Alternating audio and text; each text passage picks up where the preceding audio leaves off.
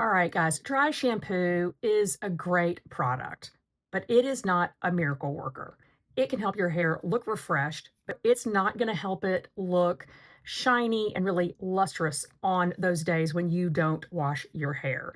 And so today I wanted to talk to you about my day two hair routine and how I achieve more soft, sleek, full looking hair outside of dry shampoo usage. So, today I want to talk you through the products that I use, both in terms of treatment masks and styling products. And then I am going to show you actually how I curl my hair using a very inexpensive curling iron. Before we get into it, hit like and subscribe and hit that notification bell. And now let's go. So, obviously, the way your hair looks on day two is impacted by the way that you treat your hair every single day. And that's why I wanted to talk to you about a couple of the treatment products I incorporate over the course of the week to really create a foundation of having stronger, healthier hair.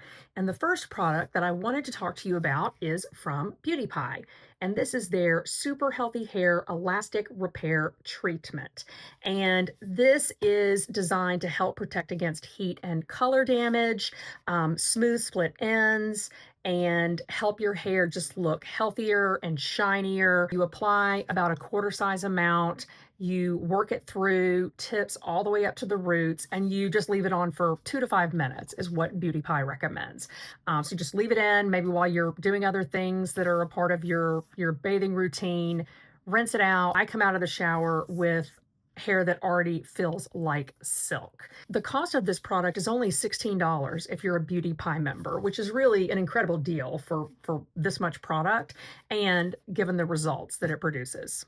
Okay, the second mask product that I use throughout the course of the week is a favorite of many. This is the hair treatment mask from Way. And I have the one that is for fine to medium hair. This is designed to provide hydration, to strengthen the hair, to prevent breakage, and to leave your hair healthy with a shiny finish. Just scoop some out, apply it from tips all the way up, and then you leave it on for about 5 minutes, and then you rinse it out before you get out of the shower. And the final treatment product that I use in the week is from Living Proof. This is a newer product. This is their Triple Bond Complex Leave-In Hair Treatment. It retails for $45 at Sephora. You're really only supposed to use this once, maybe twice a week. Living Proof claims that this makes your hair 8 times stronger. As this is a newer product to my collection, I really can't, speak to its efficacy. Is it really making my hair that much stronger? I'm not sure yet, but I do want to give you just a word of caution on this product. I think you have to be pretty careful about the amount that you put in. I have learned over time that if I'm not really judicious with it, then my hair just feels like tacky and weighed down, and I can't stand the way it feels to the touch. Now let's get into some of the products that I use on a daily basis. And so I do use a daily heat protectant stylant. And so this is the Invisible Oil from Bumble and Bumble. This is a heat and UV protective primer. I like that this has a spray on it, so you can just sort of spray this in your hair and then comb through it or work your fingers through it, kind of squeeze it in, and then, move on to whatever other styling products you like to use. The next two products are really holy grail products for me. I have tried to go without these and use other things that I have picked up in, say, advent calendars or, point samples or whatever it may be. And I have learned that no, I want these. I have to have these. One of these is the Moroccan Oil Root Boost. I have loved this product for years. I definitely feel like I need it to help with volumizing. You spray it directly, into the area where you want added volume. It does come out as sort of a thick, moussey texture, and then you just sort of work it into your hair. The other product is this IGK Mistress Balm.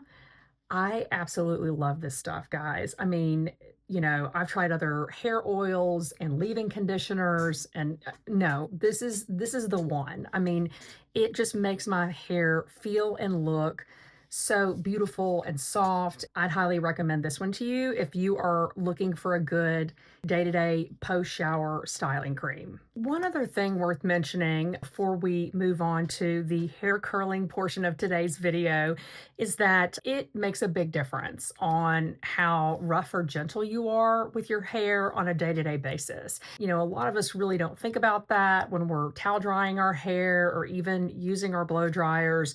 I know that not so much with towel drying, but certainly with blow drying. I mean, I was, doing, this motion, moving my hair around a lot, creating a lot of friction, which of course can weaken the hair over time and create breakage. When you're, either towel drying to get excess water out of your hair, you really just want to be taking your towel and sort of squeezing it like that, none of this sort of motion.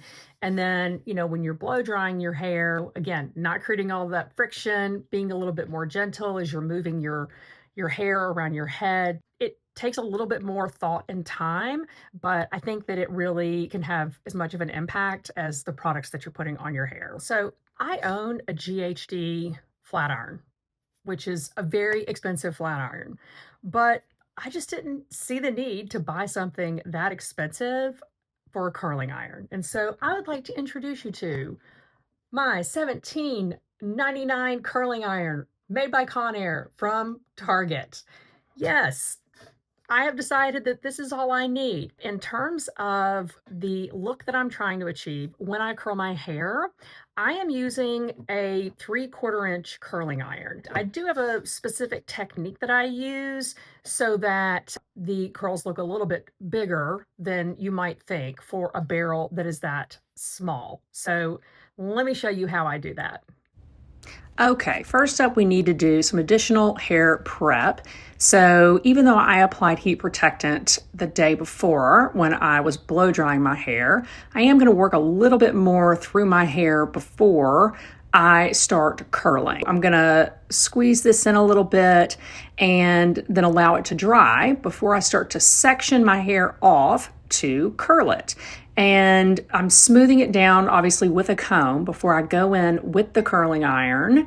I am also looking to get a tighter curl at the top and then really sort of releasing as I curl the bottom so that it's looser at the bottom.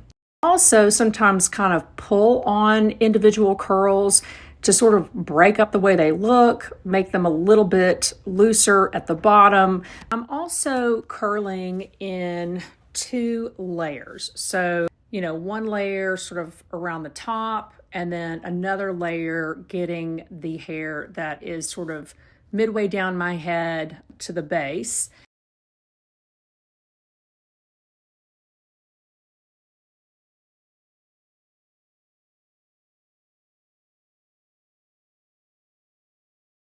Here you can see I'm just sort of pulling on these curls again. Sometimes I sort of pull down with one hand and push up with the other. Again, that's to break up that uniformity so that it doesn't look so perfect, because I think that really, really perfect hair actually sort of ages you a little bit, and that's not what I'm looking to do. Another thing you'll notice as I'm curling these different sections is that I'm not alternating curling forward and then curling backward. I know that is a very popular technique for creating waves.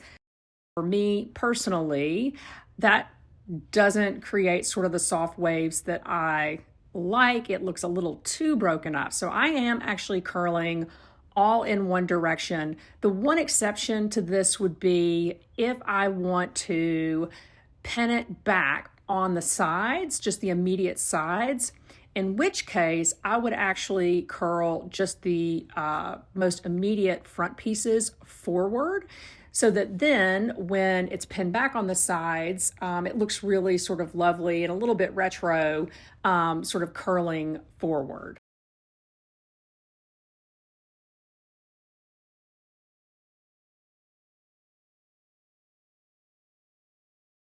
Just continuing my process here, you'll notice I sort of pushed more sort of like my bang hair forward a little bit because I'm going to deal with that separately.